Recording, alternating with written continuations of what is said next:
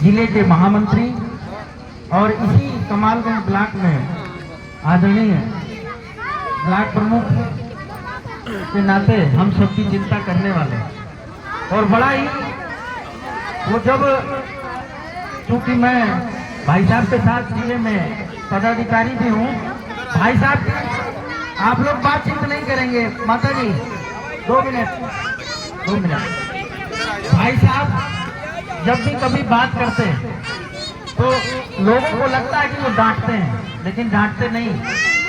अपना वही होता है जो हमें समय समय पर हमको डांटता भी है, हमारी कमियों को भी बताता है। और यदि लगातार हम अपने अंदर सुधार करते जाएंगे तो आने वाले समय में आपको पूरे दुनिया में आपका नाम होगा। तो अभिभावक की भांति हम सबको स्नेह देते हैं। ऐसे आदरणीय बड़े भाई हमारे फतेह सिंह वर्मा जी, मंच पर उपस्थित भारतीय जनता पार्टी के इसी मंडल के मंडल मंत्री प्रदीप जी कहाँ है? मंडल के मंत्री प्रदीप जी मंच पर उपस्थित बहनों का नेतृत्व कर रही हैं। ऐसी हमारी जिले के महामंत्री महिला मोर्चा बड़ी बहन हीना दवे जी मंच पर उपस्थित, जिनकी ग्राम पंचायत में हम सब बैठे हैं और सबको स्नेह करने वाले ऐसे आदरणीय हमारे इस गांव के प्रधान। मैं चूंकि पूर्व में परिचित नहीं हूँ, लेकिन उनके दायित्व से और उनकी जो यहाँ पर व्यवस्था, उनका चिंतन करने का कार्य देख रहा हूँ तो बड़े ही सरल और सौम्य आपके बीच में उपलब्ध रहते हैं ऐसे प्रधान जी। मंच पर उपस्थित दिव्यांग प्रकोष्ठ के हमारे जिले के संयोजक छोटे भाई आशीष दुबे जी, भारतीय जनता पार्टी अनुसूचित मोर्चे में जिले के महामंत्री प्रिय भाई सोहनलाल दिवाकर जी, शासन के अध्यक्ष रहे सांस्कृतिक प्रकोष्ठ के संयोजक अमित पाठक जी और हमारे सभी विभागों के सम्मानित अधिकारीगण, कर्मचारीगण, लेखपाल महोदया, सचिव महोदया, मंच को देख करके जो आप आज देख रहे हैं कि हमारी बहनें, चाहे वो सीडीपीओ हो, चाहे लेखपाल हो, चाहे सचिव हो, आप आज से जब पीछे जाएंगे तो बहनों को कहीं नेतृत्व नहीं मिला करता था, लेकिन 2014 के बाद लगातार हमारी केंद्र की सरकार हो चाहे प्रदेश की सरकार हो, निरंतर इसी प्रयास में रहती है कि जितना हक समाज में भाइयों का है उससे कम बहनों का भी नहीं है। और उसका ये परिणाम आपने चाहे सरस्वती वंदना में हमारी जो विद्यालय में पढ़ने वाली छोटी बहनें हो, चाहे मंच पर बैठी हुई चाहे हमारी लेखपाल महोदया हो, चाहे सचिव हो, जो आप देख रहे हैं कि बहनें आज लगातार समाज में अपने आप को ये बता रही हैं कि मैं भाइयों की भांति आप सबके बीच में सेवा कर रही हूँ। ये बड़े ही पुण्य का काम है। एक बार नारी शक्ति के लिए आप सब ताली बजा करके अभिनंदन करेंगे। जो नारी शक्ति माननीय प्रधानमंत्री जी ने जो इनको अधिकार दिया, पहले राशन कार्ड में हमारे भाई हमारे पुरुषों के नाम हुआ करते थे परिवार की मुखिया की जगह पर, लेकिन कोई भी चिंता करने वाला नहीं था। हमेशा कहा जाता था पहले से कि महिलाएं बहनें हैं, ये क्या घर से बाहर निकलेंगी, क्या ये नेतृत्व करेंगी। लेकिन दुनिया के सबसे बड़े लोकप्रिय नेता हमारे माननीय नरेंद्र मोदी जी ने जो इनको मौका दिया, क्योंकि जब कभी आप किसी को मौका देते हैं तो दायित्व तो आज है कल नहीं होगा, लेकिन इनके द्वारा आपकी ग्राम पंचायत में अच्छे अच्छे कार्य होंगे। तो आने वाले समय में अधिकारियों के माध्यम से इनके द्वारा सरकार की जो भी योजनाएं हैं नीचे तक विधिवत तरीके से जो पात्र हैं उनको मिलेंगी, तो निसंदेह इनका भी नाम होगा, आपके गांव का भी नाम होगा जहां हम शेखपुर में बैठे हैं। साथ ही आपको ये बताना चाहता हूं कि सरकार की जितनी योजनाएं हैं अगर गिनाई जाए तो शायद एक दिन में ही लगातार इतनी योजनाएं हैं कि उनका समय कम पड़ जाएगा। लेकिन आप सबसे हाथ जोड़ करके मेरा एक आग्रह है कि जितने लोग यहाँ पर आए हैं विभागों के, पहले तो आप उस पात्रता सूची में हैं तो एक बात बिल्कुल आप सब संकल्प लेकर के हमेशा अपने मन में और दिमाग में रखिए, क्योंकि हम जिसका खाते हैं और उसका यदि गाते नहीं है तो हमारा एहसान फरामोश हम कहलाएंगे। तो आप सबसे मेरा आग्रह है कि जिसको जो मिला हो, चाहे वो आवास हो, चाहे वो पेंशन हो, चाहे अभी जल हमारा विभाग को अभी बता रहे थे हमारे धीरेन्द्र जी कि जल जीवन मिशन पानी के खराब होने के कारण व्यक्ति के अंदर न जाने कितनी बीमारियां पैदा हो जाती है।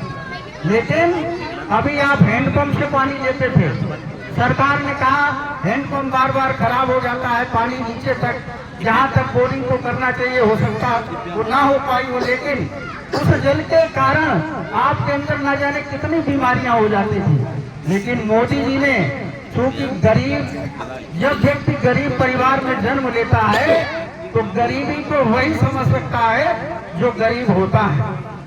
गरीबी को वो क्या समझे जो महंगी गाड़ियों में चलते हैं, गरीबी को वो क्या समझे जिनके पास सुख सुविधाएं सब हैं।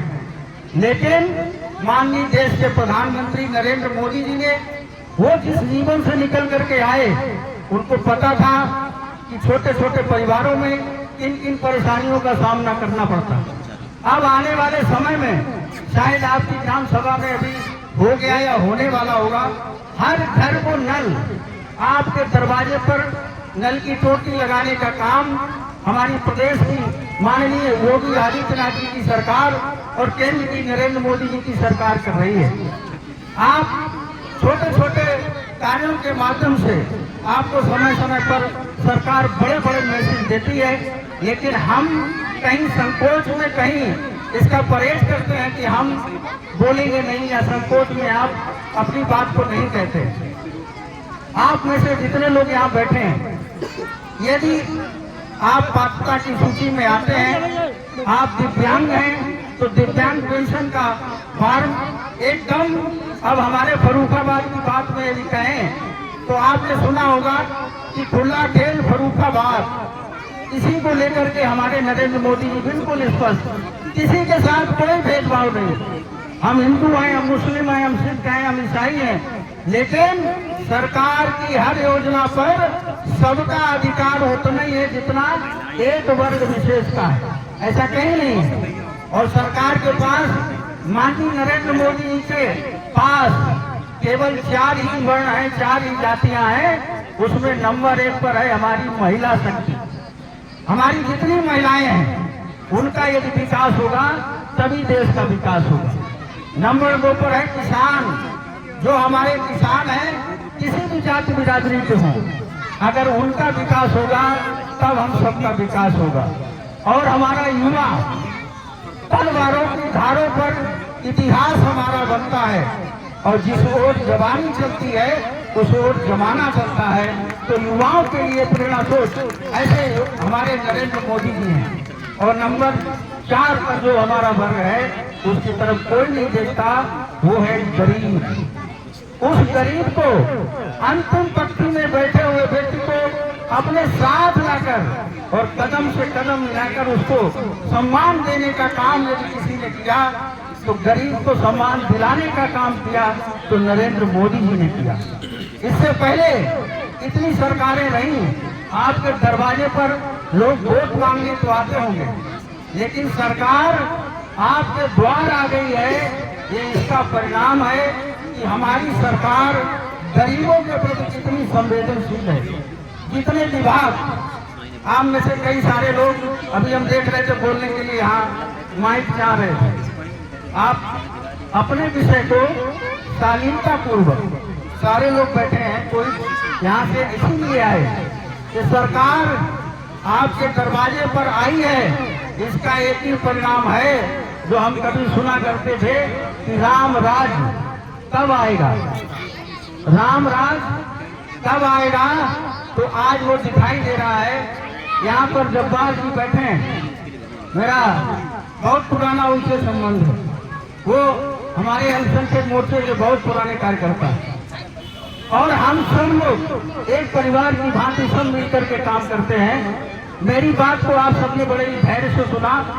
अंतिम में एक बात कहकर अपनी बात को विराम करता हूँ कि जो सरकार के मानक हैं, उन मानक के अनुसार ही सारे काम होंगे। हमारी सरकार में ये नहीं है कि आपके पास पात्रता सूची में आपने पेंशन का फॉर्म ऑनलाइन कर दिया और उसमें आधार कार्ड नहीं लगाया तो आप कहेंगे सरकार हमको दे ही नहीं रही।